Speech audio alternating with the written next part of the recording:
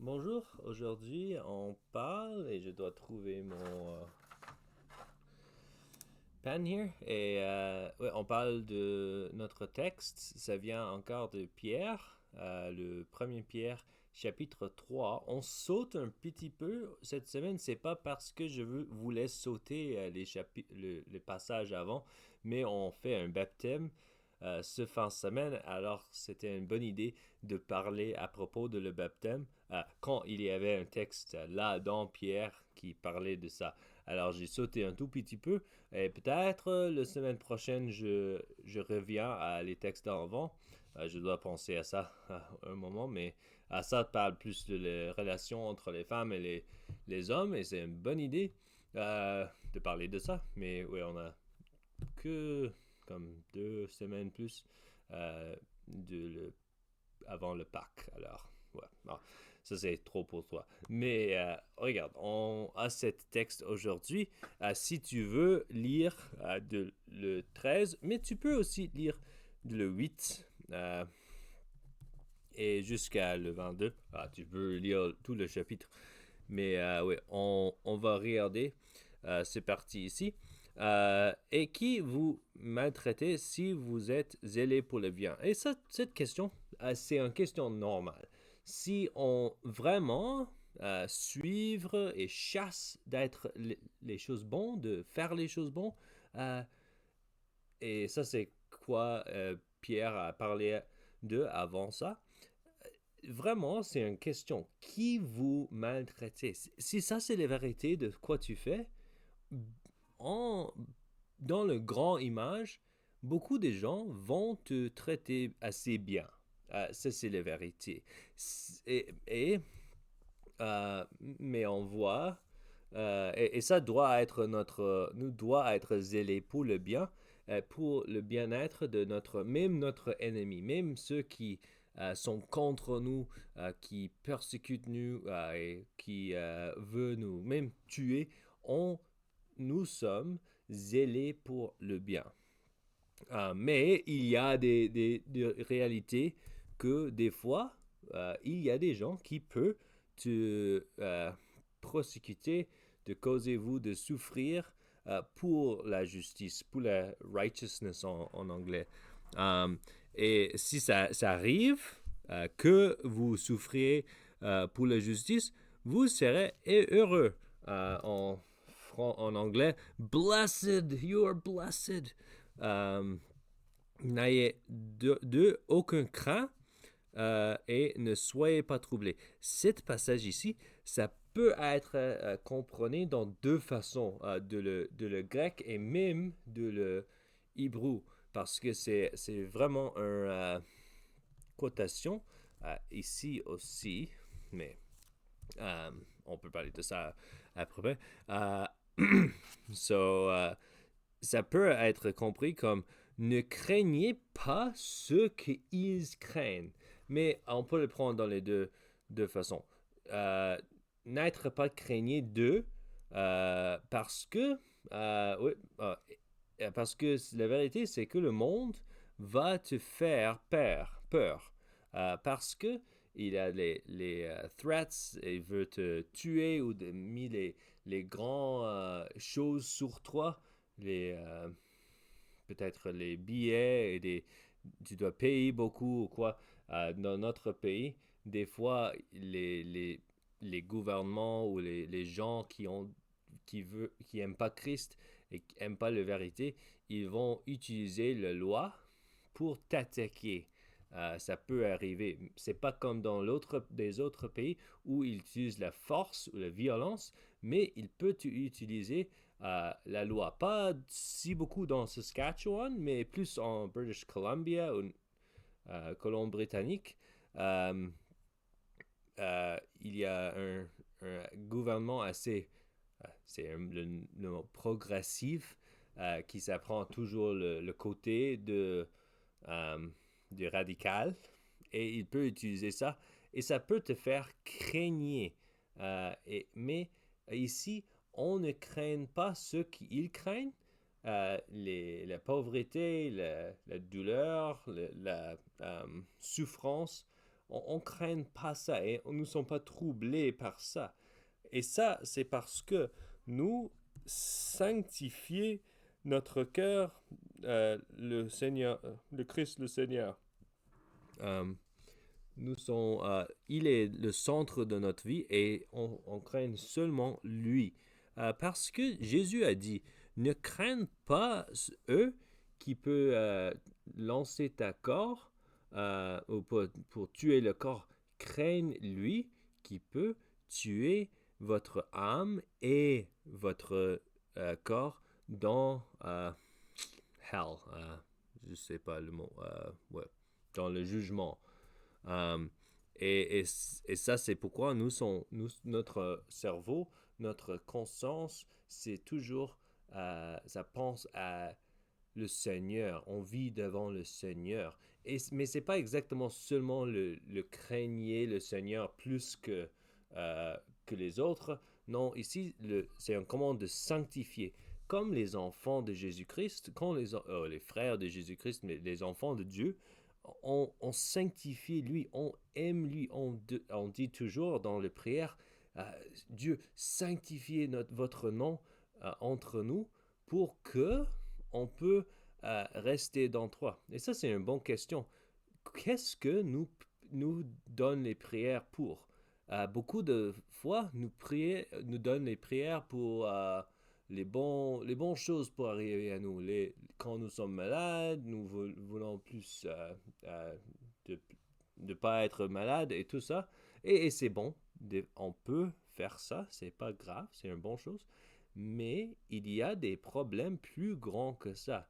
Est-ce que vous craignez plus d'être malade, plus d'être de pauvreté, plus des terreurs mondiales que quand le temps vient de la persécution ou de problèmes que tu denies, tu confesses pas le nom de Christ quand il y a des problèmes.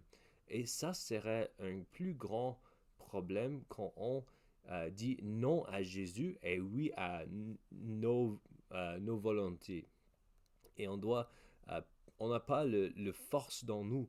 Alors on doit prier chaque jour, Dieu, sanctifiez votre nom. C'est pas que son nom est pas sanctifié, c'est que nous le nom doit être sanctifié dans notre cœur. Ok. Et ici, quand on a ça, le sanctifié et les yeux mis sur le espoir, on est toujours prêt de défendre avec la douceur et le respect encore toujours le bien qu'on cherche, même le bien de notre ennemi. On veut qu'il vienne à la salut. Alors, c'est toujours avec le douceur, le respect et devant quiconque, vous demande la raison de l'espérance qui est en vous. Alors, ça dit seulement, quand on est attaqué, on peut parler à propos de notre espoir. Et ça, c'est la bonne nouvelle. On peut dire à eux la bonne nouvelle d'un héritage en ciel qui est là pour nous et qui ne passe pas. Et ayant une bonne conscience, on peut parler de ça un peu plus dans Hébreux 10. 10, ça parle de le lot qui est mis dessous toi pour enlever le conscience mal ou le conscience mauvaise. Ici, on a le bon conscience et c'est le nouveau principal dans nous. Quand nous sommes nés encore, quand nous sommes l'espoir dans notre cœur, le foi, tous les cadeaux de Dieu, qu'on sait que notre relation, c'est bon en Dieu, on peut marcher entre ça. On peut aller diriger dessous ça, être toujours en Christ. Ok, on va aller plus vite ici. Car il vaut mieux souffrir, si telle est la volonté de Dieu, en faisant le bien que faisant le mal. Et ça, c'est avec le bon conscience, on peut faire ça et on peut souffrir pour Dieu. Si c'est la volonté de Dieu. Des fois, beaucoup de fois, c'est pas. Des fois dans l'Ouest, on a des questions, oh, mais on ne souffre pas tellement. Mais on ne doit pas être triste de ça, c'est une bonne chose en fait, des fois. Mais si on doit avoir toujours la conscience que des fois, et même peut-être ici plus en plus, c'est la volonté de Dieu que nous souffrir. Et si ça arrive, c'est mieux que nous souffrir en faisant le bien que en faisant le mal.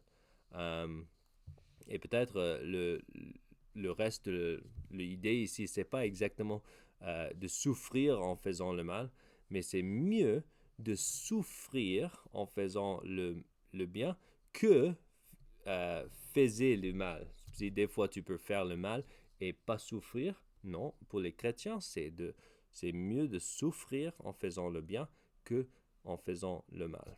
Ok, j'espère que j'ai tout ça. Mais on a cette question. Euh, Pourquoi est-ce qu'on a cette espérance? Parce qu'on doit avoir le bon conscience. On doit savoir que nous sommes sécures en Christ. Et si on n'a pas cette conscience de ça, nous ne pouvons pas faire ça. On ne peut pas souffrir pour le bien si euh, on va tomber dans le jugement quand même. Non, on doit avoir le conscience que Dieu nous adore, que Dieu est avec nous. Parce que si tu ne sais pas ça, quand tu souffrir, tu vas penser, ah, mais peut-être c'est pas le bon. Mais avec une bonne conscience, on sait, on doit être, on vient à ça. Ça nous aide. C'est pas dans nous qu'on a cette espérance, mais en Christ. Parce que Christ a souffert une fois pour les péchés. Lui, juste pour les injustes. Alors, c'est pas ma justice, c'est son justice. Et ça, c'était pour nous amener à Dieu. Ayant été mis à mort quand à la chair, regarde, mais ayant été rendu vivant quand à l'esprit. Et ça, c'est le mort et la résurrection. Ça ne veut pas dire qu'il était un fantôme après. Non, c'est la même chose est parlé dans 1 Corinthiens 15. C'est le corps carnal qui est tué et il est relevé avec un vrai corps, mais spirituel. C'est parfait. Et ça, c'est peut-être un peu quoi il veut dire ici. Euh, Tu peux aussi le traduire comme rendu vivant par l'esprit. Et ça, c'est bon aussi. Et dans lequel ça veut dire appeler l'esprit. Et on ne sait pas exactement comment ça fonctionne. Et les Écritures ne parlent pas beaucoup de ça, mais on a ici une vérité que Christ a allé prêcher aux esprits en prison. Ces esprits étaient les esprits mauvais, qu'on va voir ici. Et ici, c'est peut-être le mot ici, c'est pas. Ouais, en fait, je suis pas sûr en français, mais c'est pas le meilleur mot si ça veut dire preaching. C'est mieux déclarer et déclarer en prison son victoire. Et ça, c'est si on voit tout ça, les attaques, on voit il y avait des autres temps où le juste était attaqué par les autres, et maintenant on voit Christ, il vient à ces esprits mauvais et il dit, ah, j'ai victoire et toi tu as perdu. Et on peut prendre l'espérance un peu dans ça. Et plus que le Satan, le diable et tous les mauvais esprits sont détruits. Ça, c'est notre confession. Euh, je ne sais pas en anglais, mais dans français, died, was buried, descended into hell. Il a descendu dans le hell, c'est le monde de mort. Euh, Ici, c'est plutôt Hades. Mais ok, on continue. Qui était une fois incrédules, ils ne croyaient pas, ils étaient désobédients, mais Dieu était patient. Mais ici, ça veut parler un peu seulement que Dieu sait comment sauver les gens de la terreur, de le mauvais monde. Et oui, il a sauvé ces 8 gens-là, traverser l'eau. Et quoi il veut? Il fait le setup pour la prochaine chose. C'est que cette eau-là, qui a sauvé vraiment d'un monde, le old world, le monde vieil, à le mon écriture, c'est pas le nouveau. Ah! Anyway, tu peux me corriger. Et même, il y a un autre exemple de ça avec Mosée qui allait entre le mer Rouge. Aussi, Dieu a sauvé les gens-là par l'eau, d'être des esclaves, d'avoir liberté. Et ça, les deux sont les figures de baptême.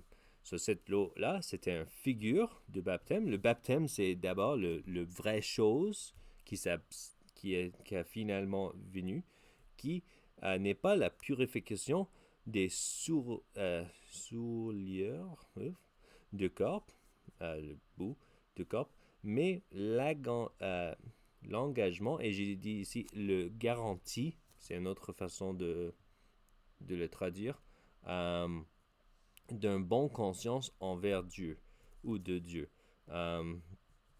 Alors, regarde, c'est pas comme pour le corps, mais c'est pour internal. Ça te donne, et ça c'est comment je vais le comprendre, c'est à donner une bonne conscience envers Dieu et qui maintenant vous sauve. Et ça veut dire le baptême vous sauve. Comment? Oui, par la résurrection de Jésus-Christ.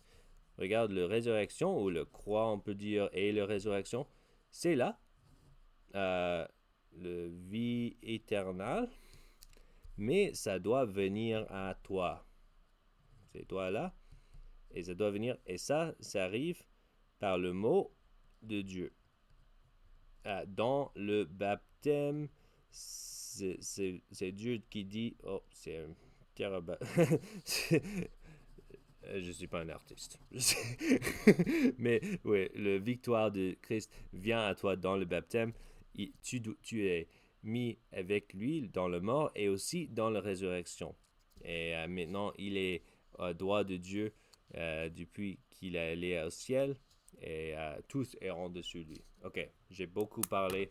J'espère que c'était pas trop. Mais j'espère que oui, ça peut t'aider un peu.